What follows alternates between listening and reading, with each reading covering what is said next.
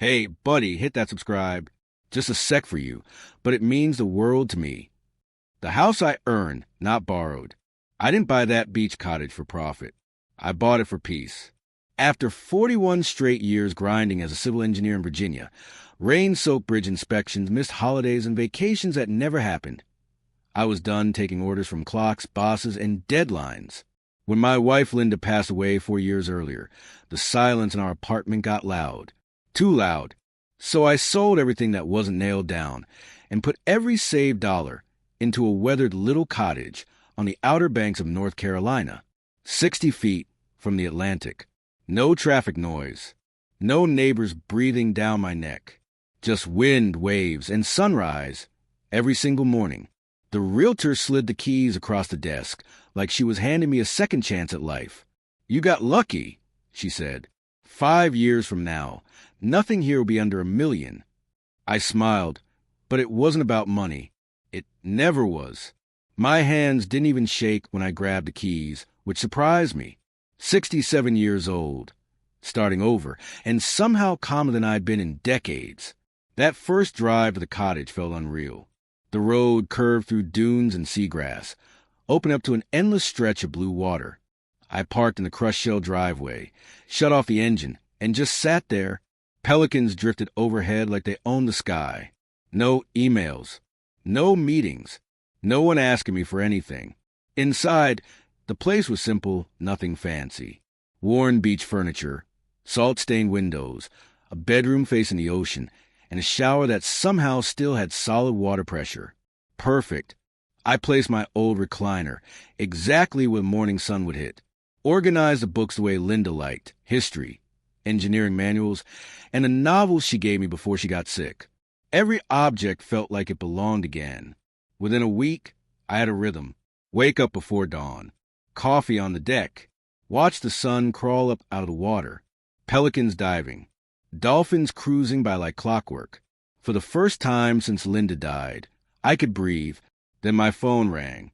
It was my brother Frank. He congratulated me in that half-joking, half-condescending tone he'd had my entire life. 5 years older, always reminding me. "Look at you," he laughed. "Beach bum life, while the rest of us are still grinding." I told him I earned it. 41 years of work buys a little quiet. He laughed it off, but then his tone shifted. "So listen, Derek's been asking about your place." That's when the warning bell went off in my head. Derek, Frank's son, had recently gotten into real estate investing. Flipping houses, chasing trends, always hunting for the next big score. Frank talked him up like a prodigy. Said he might want to visit, just to look around. I agreed, but told him to call first. I like my quiet. 2 weeks later, Derek called me himself. Smooth voice. Too smooth. He complimented the cottage, then slid straight into numbers, rental income, peak season profits, off-season bookings. According to him, my home wasn't a home at all. It was a gold mine. You could be pulling in $6 or $7 grand a month, he said. Easy. I told him flat out, I didn't buy the place to rent it. I bought it to live in. That's when he suggested the garage apartment. Yeah, my garage apartment. He pitched it like he was doing me a favor. He'd manage everything, take half the profits, and I could crash in the garage when guests were around. Said it was pretty nice once you fix it up. The nerve of that almost knocked the wind out of me. I said no. Clear, calm, final. His tone turned cold. Said I was being short-sighted. Said I was alone. Said I'd regret it. Then he hung up. That night, lying in bed, I realized something that chilled me more than the ocean wind outside. In Derek's mind, the house was already his. And that was just the beginning. But what I didn't know yet was that Derek wasn't done asking. He was already making plans behind my back. Plans that would turn my dream retirement into a full-blown nightmare. After Derek hung up on me, I tried to shake it off. I told myself I was overthinking things. He was family, blood. People say stupid stuff when money's involved. Doesn't mean they'll actually cross a line, right? Turns out I gave him way too much credit. A few nights later, Frank called again. Same song, different verse. Derek was upset. Apparently, I'd crush his big vision without even hearing him out. Frank said I sounded different since moving to the beach. Defensive. Difficult. Like I was some old man losing his grip. That one hit a nerve. I told him straight. Derek wanted to turn my home into a business and shove me into the garage like some afterthought. Frank brushed it off. Said Derek was ambitious. Said Brittany, his wife, was pushing him hard. Said they were building something. I reminded him I already built something. Took me 41 years. We hung up tents. And for the first time since moving in, the cottage didn't feel as peaceful that night. The ocean was still there. The wind still hummed through the dunes. But something felt off. Old habits die hard, though. I grabbed a notepad, the same kind I used during my engineering days, and wrote everything down. Dates, exact words, calls. Something in my gut told me to document it. Even if I didn't know why yet. 2 quiet weeks passed. I fell back into routine. Coffee at sunrise. Long walks on the beach. Fixing small things around the house. I started thinking maybe Derek had backed off. Then, one Thursday afternoon in mid-October, a black BMW rolled into my driveway. No call. No heads up. Just entitlement on wheels. Derek stepped out first, grinning like we were old buddies who planned this visit. Brittany followed. Designer sunglasses, expensive clothes, eyes scanning my property like it was already listed for sale. We were driving through and figured we'd stop by. Derek said casually, that alone pissed me off. They walked right up onto my deck, without waiting for permission. Brittany squinted at the cottage and said, it's smaller than it looks online, but wow, the location is money. Online? That word stuck. Inside, they sat at my kitchen table like they were running a board meeting. Derek flipped open his laptop, pulled up spreadsheets, charts, projections, the whole Wall Street cosplay. He talked fast. Numbers flew. According to him, my cottage could generate $90,000 a year in rental income. Brittany leaned in and hit me with the soft voice. The fake concern. Said I was getting older. Asked what I'd do when I couldn't handle stairs. Said properties like mine become burdens for elderly owners. That's when I realized something ugly. They weren't asking. They were pushing. I told them no again. Calm. Firm. Derek snapped. Said I was selfish. Said his dad warned him I'd be stubborn. Said I was isolating myself and refusing help from family. Then they left, after warning me I might not get another offer like this. That night, I didn't sleep. The next morning, I drove to the grocery store in town. While loading bags into my truck, I noticed a flyer pinned to the community bulletin board. Oceanfront getaway. Outer Banks paradise. Book now. The photos stopped my heart. It was my deck, my view, my damn house. I scanned the QR code. And there it was. A full rental website. Professional photos. Seasonal pricing. Availability calendar. My cottage was listed for rent without my permission, without my knowledge, for bookings already confirmed. I didn't speed home, even though every instinct screamed to. I checked every door and window. No signs of a break-in. But Derek had been inside before. He didn't need to force anything. That night, I called a lawyer, and for the first time since retiring, I realized this wasn't just a family disagreement anymore. This was fraud. What I didn't know yet was that Derek had already taken thousands of dollars from strangers, and one of those families was about to show up at my front door. The lawyer's office smelled like old coffee and printer ink. I got there early. Screenshots already printed, laptop open, hand steady. I'd spent 4 decades solving problems with math and logic. This one wasn't emotional anymore. It was procedural. The attorney didn't sugarcoat it. What your nephew is doing is fraud, he said flatly. Clear as day. He's advertising and collecting money for property he doesn't own. Hearing it out loud flipped a switch in my head. Family or not, this was real. Criminal real. He explained my options: civil court, criminal charges, cease and desist letters, injunctions. The whole legal menu. I didn't hesitate. Do all of it. By that afternoon, I'd spent $800 on security cameras. Driveway. Deck. Back of the cottage. Motion sensors, night vision, cloud storage, the works. If Derek showed his face again, I wanted proof, not guesses. The cease and desist went out the next day, by certified mail. It demanded he shut the website down immediately, refund every dollar he took, and stop using my property photos. He had 72 hours to comply. That night, my phone rang. Derek. He sounded offended, like I crossed some unspoken rule. Said I was overreacting. Said lawyers were unnecessary. Said we were family and should work things out. I told him to take the site down. He didn't. 2 nights later, the cameras lit up. 11:47 p.m. A pickup truck rolled into my driveway. Derek stepped out, hoodie up, pacing like he owned the place. He checked doors. Stood on the deck, staring at the windows. Made a phone call. Talked aggressively. Left. I watched the footage the next morning while drinking my coffee. That was the moment it clicked. This wasn't just entitlement anymore. It was desperation. I called the lawyer and told him Derek was refusing to comply. He escalated everything. Injunction filed. Sheriff notified. Fraud investigation opened. Then came Saturday. The sky was gray, the ocean restless. Storm rolling in. At exactly 3:47 p.m., headlights appeared on my road. Derek's BMW. Behind it, a minivan. Out-of-state plates. My stomach dropped. I called the sheriff and stayed inside like I was told. Through the window, I watched Derek lead a family. 2 adults, 3 kids. Up my deck like he was hosting a damn open house. He tried the door. Locked. He knocked. Uncle Warren, open up. These folks paid for their stay. I stayed silent. 12 minutes later, 2 patrol cars pulled in, lights flashing. The deputies talked to the family first. Confusion turned to anger real fast. The dad started raising his voice. The mom pulled the kids close. Derek's confidence evaporated. Papers were handed over. Faces went pale. The family left furious, already calling their credit card company.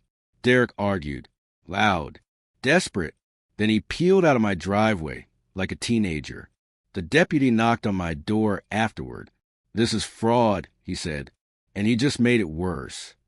I sat alone in the cottage as the storm rolled in, realizing something heavy. I protected my home, but I might have just lost my family. But the fallout wasn't over, because Derek wasn't done yet, and what happened next would force me to choose between protecting my peace or protecting family ties forever. After the deputies left, the cottage felt smaller, not physically, but emotionally. The storm outside matched the one in my head. Wind slammed into the windows. Waves crashed hard enough to rattle the deck boards. I poured myself a drink I didn't really want and stared out at the ocean, trying to process how fast everything had spiraled. The next call came from Frank. He didn't say hello. You really called the cops on my son? He snapped. I stayed calm, told him exactly what happened. The fake listing, the stolen money, the guest, Derek, dragged to my door like collateral damage. They ignored legal warnings. Frank didn't want facts. He wanted someone to blame. You could have handled this as family, he said. Now you destroyed his future. I reminded him Derek destroyed it himself. I said no multiple times. He ignored me, ignored the law, showed up with paying customers anyway. Silence. Then Frank went low. He said Linda would be ashamed of me. That line landed like a punch to the chest. I told him never to use my dead wife as a weapon again. Linda believed in kindness, yes, but she also believed in boundaries. She never let anyone take what wasn't theirs. Not family, not anyone. Frank didn't hear a word of it. As far as he was concerned, I'd chosen a house over blood. The call ended ugly. And just like that, I was completely alone. Days passed, then weeks. The legal machine kept moving. The injunction became official. Derek was ordered to repay thousands. The district attorney reviewed the criminal file. Fraud, theft by deception, wire transfers. The words sounded unreal coming from a system talking about my nephew. I filled my days with physical work, sealing deck boards, reinforcing shutters, prepping for winter. Manual labor kept my mind quiet. Nights were harder. Then a text came through from a number I didn't recognize. It was Brittany. She blamed me for everything. Derek's charges, their failing marriage, his ruined career. Said I deserved to be alone with my precious little shack. I deleted it. Anger feeds on response. I wasn't giving it fuel. Still, I couldn't escape the doubt creeping in late at night. Was the price too high? Had I gone too far? Was peace worth burning family bridges? I thought about Linda a lot during those nights. How she handled conflict. How she stood firm without becoming cruel. She believed in accountability, but also in leaving the door unlocked if someone ever wanted to walk back in. That thought stuck with me. So one night, around 2 a.m, I wrote an email to Frank. Not an apology, not an attack, just the truth. I told him I loved him, that I understood his anger, that I wouldn't apologize for protecting my home, but if he ever wanted to talk, the door was open. I sent it and went back to bed. Christmas passed quietly. So did New Year's. Then, one cold morning in February, my security camera pinged. A familiar pickup truck.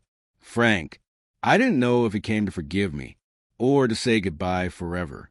When I opened the door and saw Frank standing on my deck, I almost didn't recognize him. He looked older. Not just older, worn down. Like the last few months had scraped something out of him that sleep couldn't fix. The anger was gone. What replaced it was exhaustion. Can I come in? He asked. I stepped aside without saying a word. Inside, he sat at the kitchen table. The same one where Derek had once spread out spreadsheets and talked about profit margins like he was pitching sharks on TV. I poured coffee, not bourbon. This wasn't that kind of moment. Frank broke the silence first. He took the plea deal, he said quietly. Suspended sentence. Probation. Restitution. No jail, but a permanent record. Derek's real estate plans were dead on arrival. Brittany had already filed for divorce and moved back in with her parents. Frank didn't say it out loud, but I could hear it anyway. His son was broken. I told him I was sorry, not for protecting my home, but for the pain this caused him. He nodded, staring at his mug like the answers might be floating in there. I made excuses for him, Frank said. Called it ambition. Hustle.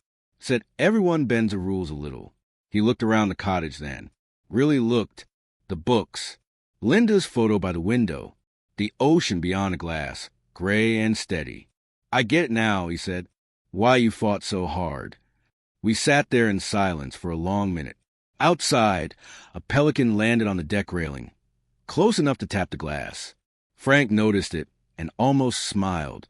That night, we shared a drink on the deck. No arguing. No rehashing the past. Just two brothers watching the stars come out over the Atlantic like we used to as kids. In the morning, we watched the sunrise together. Frank wrapped in a blanket. Me with coffee. Pelicans diving. Dolphins breaking the surface farther out.